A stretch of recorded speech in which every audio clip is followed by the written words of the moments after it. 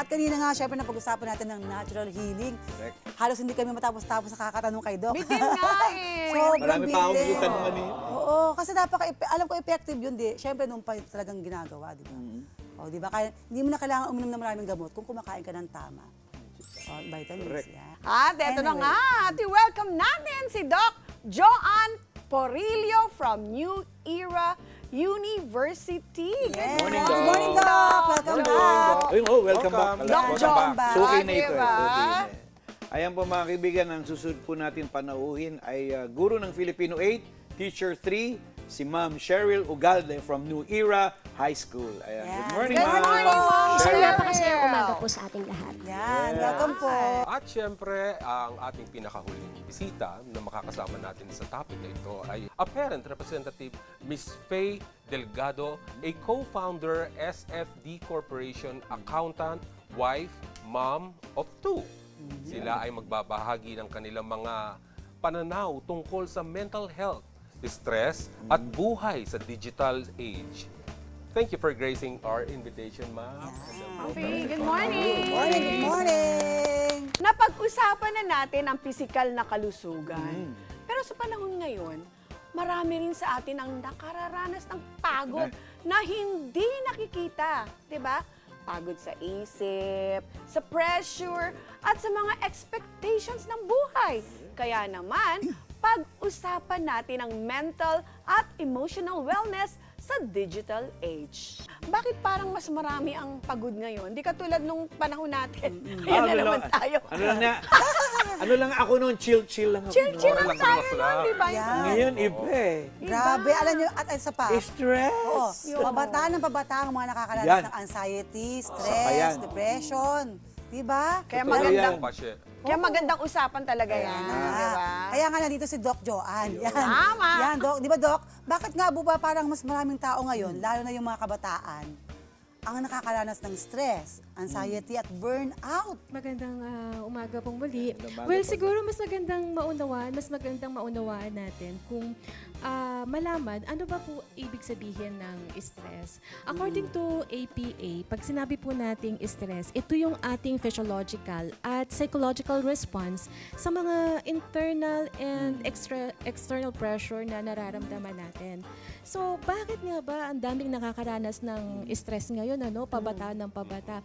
Marami pong factors. So, isa po dyan, possible yung family pressure, academic pressure, family relationship, no boundaries. Kasi dahil sa mga digital world, kahit digital world at present, parang kahit gabing-gabi na meron pa rin mga kausap ng mga kabataan. Yes. Katulad ng sabi namin, Doc Jo, noong panahon namin ni Efren, chill-chill lang talaga. Chill Wala lang kami namang... nun. Happy-go-lucky masyado- lang kami nun. Pero ngayon, iba. Iba. Masyado na-apekto ng mga kabataan. Kasi naman, wala naman talaga cellphone. Kaya pag sumapit na yung gabi, 6 o'clock na matutulog ka na. Yun. Diba? Saka Eh, mga ngayon- kabataan nga ngayon, alam na nilang gamitin yung salitang burnt out. Mama, Ayun na burnt nga. out. Oh. Oo, Parang diba? hindi na diba? Eto nga po, Doc. Paano po natin malalaman kung normal lang yung stress o burnout na pala? Burnout. Oo. Well, ang stress, ito yung normal na nararanasan natin kapag humaharap tayo sa hamon ng buhay.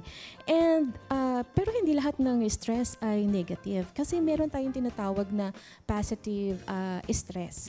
So, ito yung tinatawag natin na eustress. Dahil based doon sa productive and stress curve, and also, neuroscience shows na kailangan naman talaga natin ng right amount of stress for us to become productive. Ito yung nagmo-motivate sa atin. Kasi dun sa curve na yan, kapag mababa yung stress, medyo hindi tayo na-motivate. Kapag naman sobrang taas ng stress naman, medyo hindi rin tayo nagiging productive. So, parang ito lang yung nagpapa-move sa atin.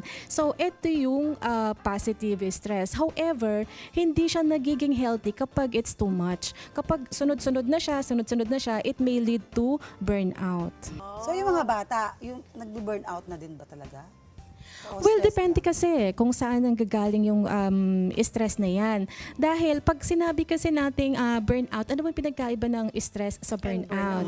Kapag stress kasi, pagod ka pero kaya mo pa. Ito ay temporary lamang, napagod ka lang, na-challenge ka, pag after nan, then that's it, tapos na. Okay? Pero kapag sinabi kasi nating burnout, wala ka pang ginagawa pero pagod ka na. Ayan. So, ito yung hindi makapag-perform well at nakakabahala siya kasi dahil sa distress na ito, hindi tayo nagiging functional sa different areas of our life. So, that's the difference. So ano po yung mga senyales na hindi dapat baliwalain? I-observe po natin siguro yung mga kabataan natin, kamusta ba? Pwede tayong mag-emotional check-in, pumapasok ka pa ba sa school?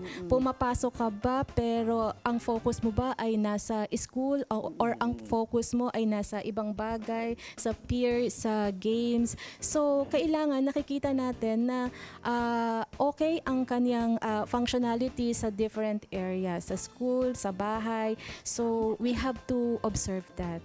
Kay ma'am naman sa ating teacher na guest. Ma'am, sa mga kabataang nakakasalamuhan nyo, ano po ang pinakamalaking pressure na kinaharap ngayon? Batay po sa aking obserbasyon, yung pinakamalaking pressure, yung pagtanggap sa kanila. Sa lipunan, sa grupo, na kung saan naka-apekto rito yung nakikita ko na yung unang pangunahin na sinasabi ngayon na basic necessity, kasama na siya yung gadget.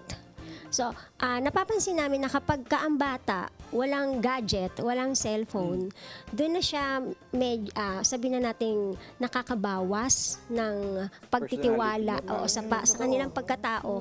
Parang yun yung napakalaking factor sa kanila Hindi na na siya in. nakakapanghina na kapag wala kang gadget, out ka sa grupo, out ka sa issue na ano bang trending ngayon. Dahil sa wala kang gadget, hindi ka makasangkot o hindi ka makaambag dun sa issue na Kumbaga, ma'am, parang pinag-uusapan. nagiging fad na, no? Parang ganun siya, no? Teacher, you think mas pressured po ba ang mga estudyante ngayon kumpara noon? Nape-pressured sila kasi nga sa aking palagay, sa aking obserbasyon, nagiging materialosa na ang kabataan ngayon. Wala akong pinipinpoint na ano, pero yun yung obserbasyon ko na kailangan, kung ano yung nakita nila sa lipunan na meron, dapat meron din sila. Doon sila nape-pressure, hindi sila nape-pressure sa academic factor nila. Ang nape-pressure sila na yung nakikita nila sa lipunan na ginagalawan nila, dapat meron din sila. Halos sa social media nakikita natin na yung mga nangyayari sa mga kabataan ngayon na agad umiinit yung ulo. Di ba may nakita pa tayo na nagtatrending na mga gumagamit na ng Umiiksi yung pasensya nila. nakikipag-away, kapwa ka-classmate nila, sinasaktan.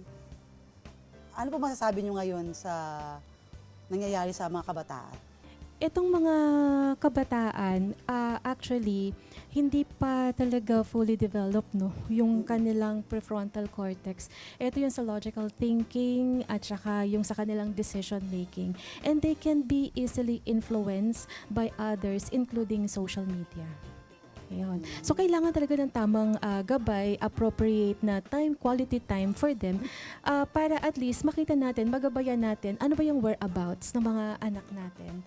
So, hindi lang presence but also yung quality time para kamustahin sila kung ano yung mga nararanasan nila, yung mga experiences nila para at least importante maging involved parents tayo. Meron po akong tanong na po, Dok. Sa tingin niyo po ba social media po mismo ang problema or paano natin ito gagamitin at kung gaano natin hinayaang maapektuhan tayo ng social media? Well, wala kasing isang factors. Kumbaga, maraming factors yan. It could be environmental, it could be psychological, it could be, depende po dun sa temperament ng bata. So, pagdating sa social media, siguro, importante na maturuan natin yung mga bata na makadevelop ng kanilang identity, self-identity. Ito yung tinatawag na integrated sense of self-concept. Bakit? Kasi po, po, kapag develop yung kanilang identity, they cannot be easily driven by the comments of others or kung ano man yung peer pressure nila. Alam nila kung ano yung wants nila, alam nila kung ano yung boundaries nila. Pero mapapansin mo, no, talagang ibang-iba yung Iba. development ng mga kabataan ngayon kumpara sa mga naunang edad na katulad ng batch natin. Parang ibang-iba yung mga bata ngayon, ibang attitude, ibang ugali, iba kung paano nila itrato yung kanilang magulang Iba. and friends. Iba, and iba. most of the time parati sila nakakulong sa kwarto, Pag uutusan mo, magagalit. magagalit. Wait lang. Di ba? Tapos, Yung, parang napipilitan palagi na yung pasensya nila umiigsi eh. maiksi ang pasensya. Oo, umiigsi. I don't know why. Yung anak ko nga, pag ganun, napapansin ko, medyo, alam ko, pagod siya eh. Ang ginagawa ko, kinakausap ko yun na moderate way. Ibabahagi lamang po ako. May Okay, sitwasyon go ahead. kami sa bahay na ayaw niyong kumilos. Ayaw kumilos. Di sabay-sabay tayo, lahat tayo magdududut-dut. Huwag Ah, ka di yung, ganon. yung panganay, yun ho kasi yung ano namin, term namin sa bahay. So, dumating yung oras na gugutom sila. Me, anong ulam? Ay, kakain pa pala tayo? Akala ko hindi na eh. Hindi na yata uso. Dut-dut na lang tayo. Ang importante, magdut-dut tayo. Hala, mami, ang lala. Ganon. Oh, yun ang way ni teacher. Oo, kumbaga kami rin, ako natututo rin sa kanila, nire-reverse ko kung paano ko sila mapapasunod, hindi lang mapapasunod kung paano nila ako matutulungan sa sitwasyon ko na ako ay may trabaho. Paano nila ako matutulungan at paano ko rin sila matutulungan. Give and take tayo, hindi puro ako ng ako. Ganon din kapag marami akong trabaho, sasabihin ko, nak, pasuyo muna. Ikaw muna bahala magluto. Nak, sunny side up sa akin ha. Ganon. Ayun. Sa Mami, tulungan. ay, oo. Mami Faye, may gusto kang idagdag. Na-experience ko kasi yung 10 years old kong anak, panganay siya. Yung gaming kasi is ano na nila yan eh, parang kasama na nila sa everyday nila. So ikaw as a parent, nasa sayo kung paano mo sila gagabayan. Yes. Paano mo sila mag-set tayo ng schedule. Pero dapat meron kang ipapalit doon. Meron kang ipapalit na activity. Kasi nga, the moment na hinayaan mo lang, tinanggalan mo lang siya, 'di ba? Tinanggalan mo lang siya ng gadget. Anong gagawin niya? Sasabihin niya, I'm boring. Nanay, I'm boring. Ang ginagawa ko, nagke-create ako ng activity sa kanila. Dapat ibahin drawing, Parang yes, ganun. opo. Kasi kapag wala kang pinalit sa kanila, Ayun. wala talaga. Wala, Maano sila, kung mapapansin niyo po, napakadaming bata kapag ka nawala ng wifi, para siyang naloloka. Totoo yun. Tama po?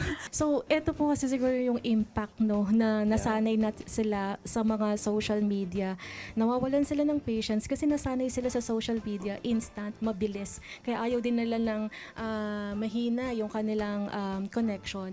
Pero idagdag ko lang siguro sa pagsiset ng rules, pwedeng we can sit down together and explain muna kung ano yung rules kasi we have to consider baka merong mga bata na abstract pa yung thinking, hindi nila kaagad ma-adapt kung ano yung ibig sabihin. At kapag sa medyo alarming na, you can have a dialogue in which the children may also have the opportunity to express their right. Yes. So parang without interruptions, siguro mag-meet tayo sa middle or eto yung consequence natin, explanation is very important, and then okay, mag-set tayo ng rule, lahat tayo, hindi mo na magsa-cellphone within this time period.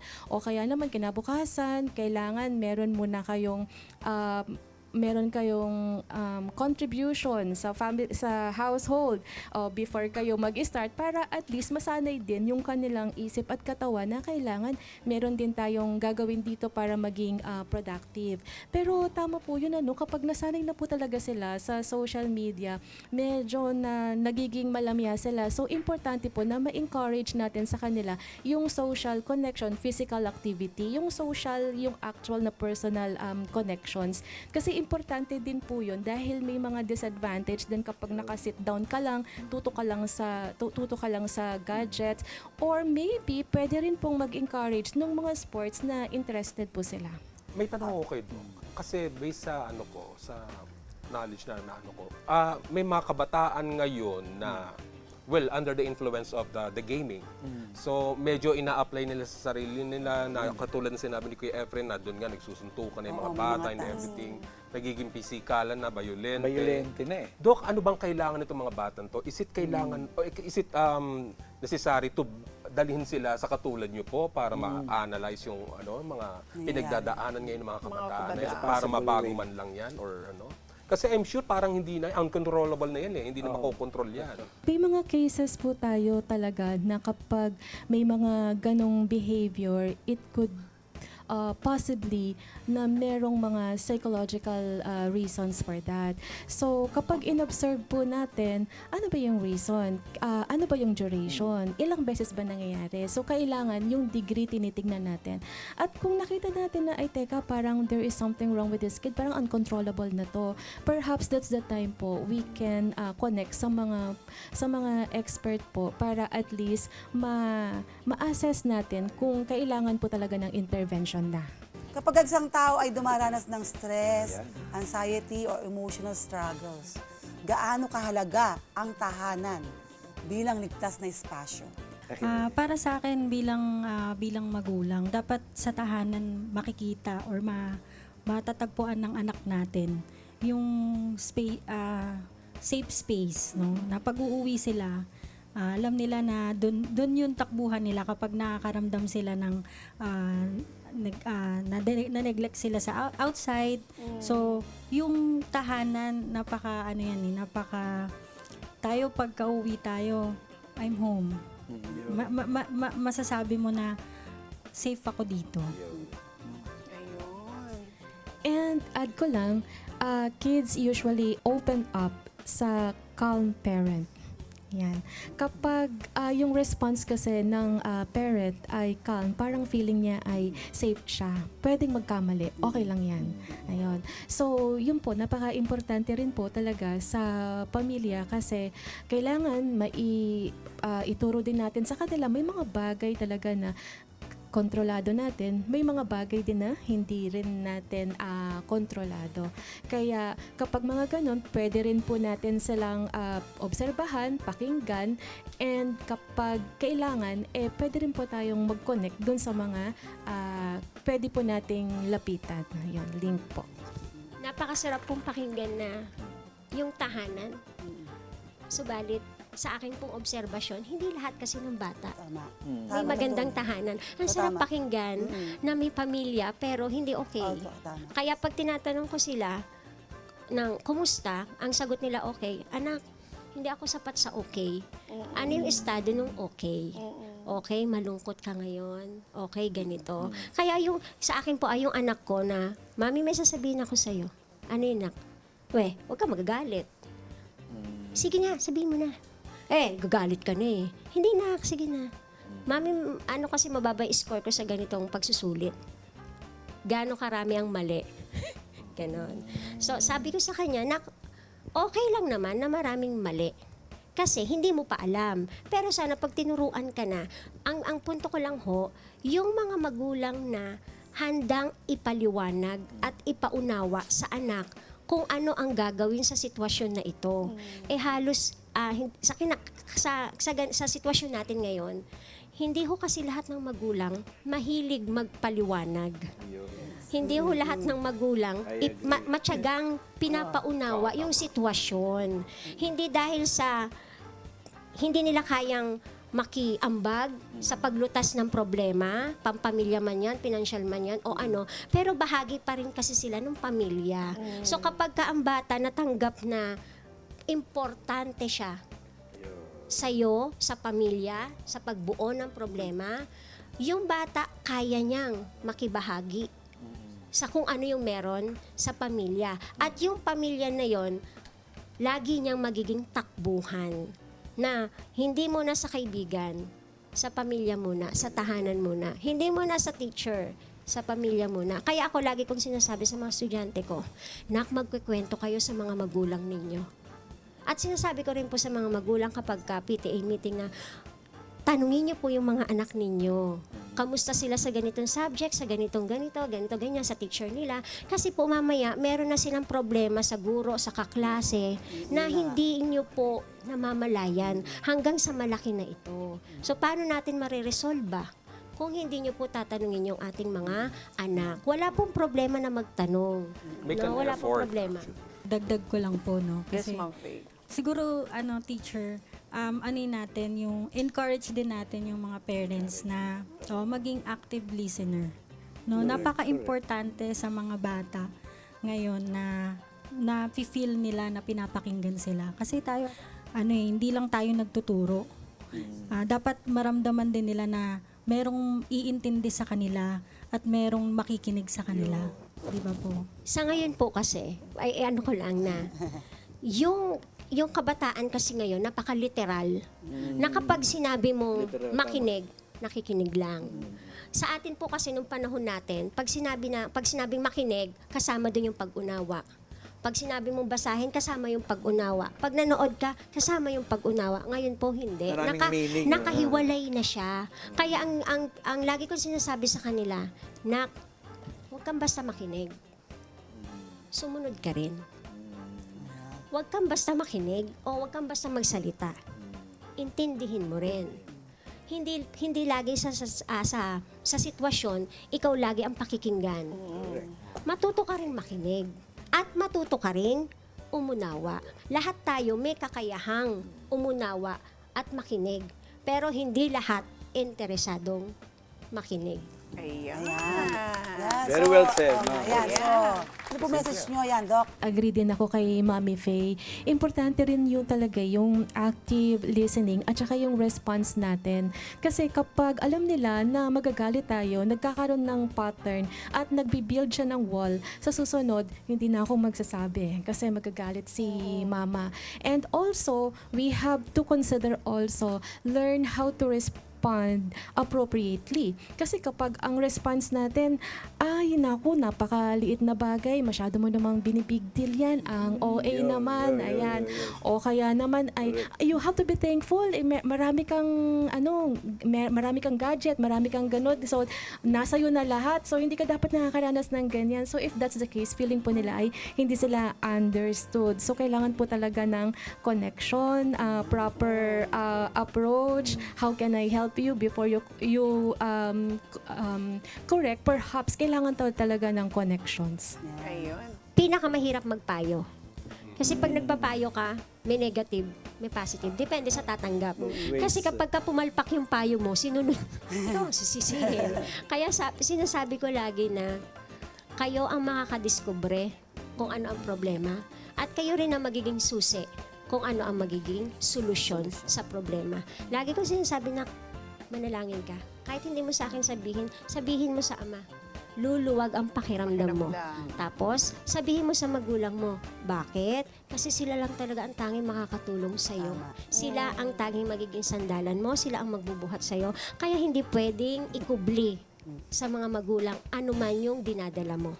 Ayan. Ano yung man yung pagkukulang nila, tayo yung magpupuno. At kung ano man yung pagkukulang namin, kayo magpupuno. Magpupunuan tayo sa tulong ng pagmamahal kasi tayo ay isang pamilya. Ayan. Thank you so much, Madam. Mami Very well said. Faye! Ang ating si ma'am. Ako, ang message ko lang para sa mga parents, bigyan natin ng time yung ating mga anak kasi alam natin, busy tayo palagi, busy sa mga gawaing bahay, sa trabaho, pero dapat pagtuunan natin ng pansin yung mga anak natin. Bigyan natin ng, i-correct natin ng may pagmamahal. Ano message mo naman sa anak mo? Sa mga anak ko, alam mo, mag-obey lang kayo sa akin. Mag-obey lang. Behave! You behave! Behave kayo, behave! Behave kayo and palagi kayong makikinig sa tatay at nanay. Ayun. Ayan, maraming salamat po Very sa well ating said, mga very guests well said. ngayong umaga. Alam nyo mga ka-homemates, napakahalaga ng ating napag-usapan ngayon. Kasi nga, sa gitna ng stress at mga hamon ng digital age, ay nako, mahalagang tandaan na hindi natin kailangang harapin ang lahat ng mag-isa. Ayan. At ngayon, natalakay na natin ang kalusugan ng katawan, isip at damdamin. Alamin naman natin ang mga simple at practical na paraan para tunay na makapag-reset at makapag-recharge sa araw-araw. At hindi lang yon, Tita Cynthia. Yes Itong po. pinakamahalaga, mga kaibigan. Panalangin at gabay ng magulang ang pinakaimportante na nagsisimula sa tahanan. Yan. Nice one.